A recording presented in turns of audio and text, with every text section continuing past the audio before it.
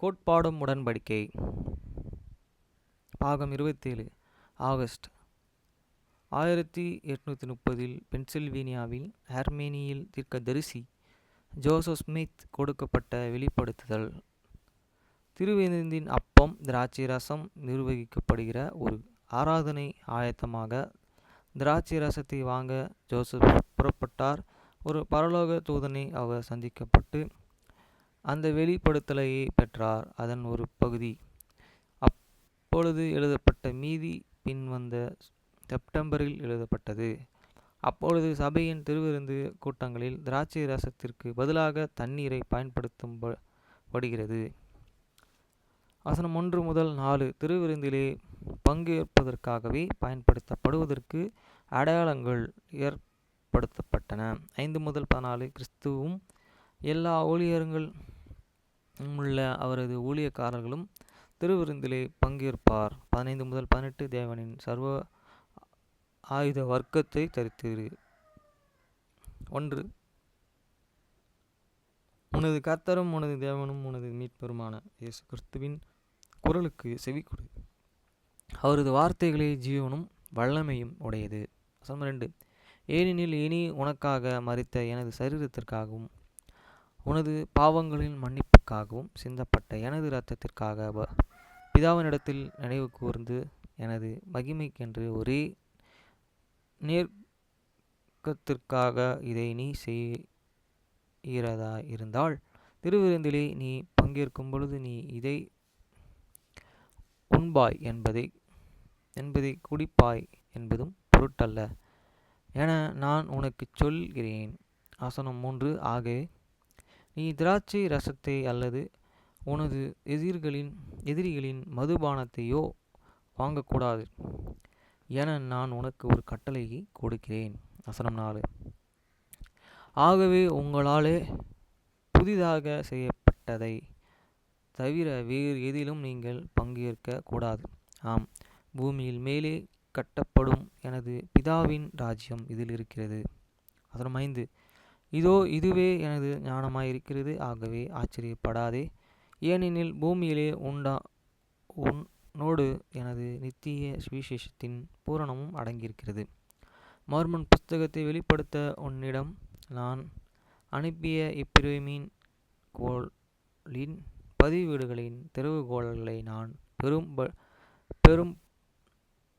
பெருப்பளித்தவனான மரோனியுடனும்.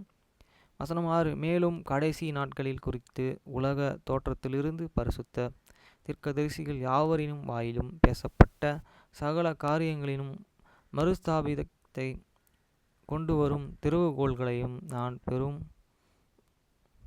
பெருப்பளித்தவனாய் ஏலியாசுடனும். வசனம் 7 சகரியாவுக்கு அவன் எலியாஸ் தரிசனமாக்கி அவன் ஒரு குமாரனை பெறுமளமென்றும் அவனது பெயர் யோவான் என்றும் இருக்க வேண்டும் என்றும் அவன் எலியாவின் ஆவியினாலே நிரப்பப்பட்டு இருப்பான் என்றும் வாக்களித்த அந்த சகரியாவின் குமாரன யோவானுடனும். வசனம் 8 ஜோசப் ஸ்மித் இளையவர் மற்றும் ஆலிவர் குளோரின் எனது ஊழியக்காரர்களோ நீங்கள் ஆரோனைப் போல அழைக்கப்பட்டு நியமிக்கப்பட்ட நீங்கள் பெற்றுக்கொண்ட முதல் ஆசாரியத்துவத்தில் நீங்கள் நியமிக்கப்படுவதற்காகவே நான் உங்களிடத்தில் அனுப்ப யோவானும். வசனம் 9 பூமி முழுவதும் ஒரு சாபத்தினாலே அடிக்கப்பட்டு இருக்க தகப்பனின் இருதயங்களை பிள்ளைகளிடத்திலும் பிள்ளைகள் இருதயங்களை தகப்பனிடத்திலும் திருப்புகிற அதிகாரத்தின் திறவுகோல்களையும் நான் பொறுப்பளித்து இருக்கிற எலியாவுடனும். வசனம் 10 அவர்களால் வாக்குத்தத்தங்களை நிலைத்து இருக்கிற உங்கள் பிதாக்களாகி யோசேப்பினும் யாக்கோபனும் ஈசாக்கனும் மற்றும் ஆபிரகாமும். வசனம் 11 பூர்வ காலத்தில் யாவருக்கும் தகப்பனான யாவருக்கும் அதிபதிகளான மிகாவேல் அல்லது ஆதாமுடனும். வசனம் 12 உங்களையே அப்போஸ்தலர்களாகவும் எனது நாமத்தின் சுவிசேஷத்தை சாட்சிகளாகவும் நியமிக்கவும் திடப்படுத்த எங்கள் ஊழியம் மற்றும் இதே காரியங்களை அவர்களுக்கு நான் வெளிப்படுத்தினவற்றின் திறவுகோல்களையே தரித்து இருக்கிற நான் உங்களிடத்தில் அனுப்பிய பேதுருவனுடனும் யாக்கோபுடனும் யோவானுடனும். வசனம் 13. எனது ராஜ்யம் மற்ற கடைசி நாட்களான சுவிசேஷத்தின் ஒரு ஊழிய காலம் மற்றும் வானத்திலும் பூமியிலும் இருக்கிறவன சகலத்தையும் நான் கூட்டிச் சேர்க்கும் காலங்களின் நிறைவேறுதலுக்கான திறவுகோல்களையும் நான் பெரும் பலித்த அவர்களுடனும். வசனம் 14. உலகத்திலிருந்து எனது பிதா எனக்கு கொடுத்த அனைவருடனும் கூட நான் திராட்சை பழ ரசத்தையே பானம் பண்ணும் வேலை வந்து விட்டது. வசனம் 15. ஆகவே உங்கள் இருதயங்களிலே உயர்த்திய களிக்கூறல்களில் உங்கள் அரை கச்சைகளை கட்டிக்கொள்ளுங்கள்.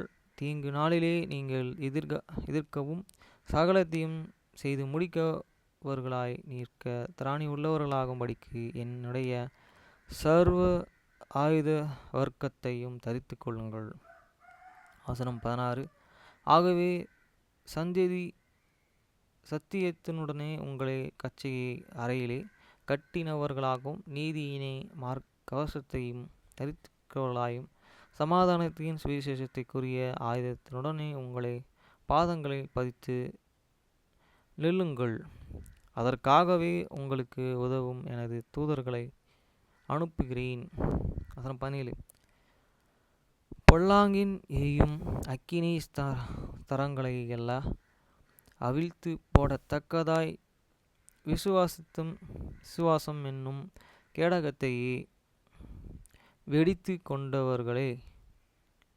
கொண்டவர்களாய். வசனம் 18. இரட்சிப்பென்னும் தலைசீரையும் உங்கள் மீது நான் ஊற்றும் ஆவியின் பட்டயத்தையும் நான் உங்களுக்கு வெளிப்படுத்துகிற எனது வார்த்தைகளையும் எடுத்துக்கொள்ளுங்கள். என்னிடத்தில் நீங்கள் கேட்கிற சகல காரியங்களையும் குறித்து ஒரு நிமித்திருந்து நான் வரும் வரையும் விசுவாசமாயிருங்கள்.